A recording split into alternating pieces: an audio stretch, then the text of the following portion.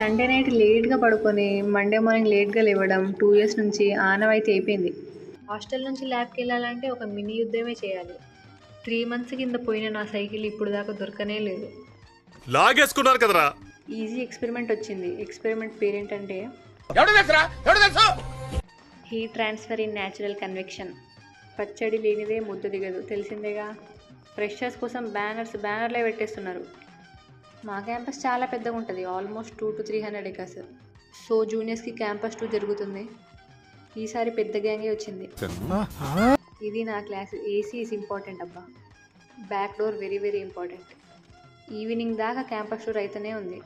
డిన్నర్లో మంచి టేస్ట్ తిందామని మటన్ పిక్కిలు చికెన్ పిక్కిలు 2 మిక్స్ చేసుకున్నా. ఫస్ట్ టైం అనవసరంగా తిన్నా అనిపించింది.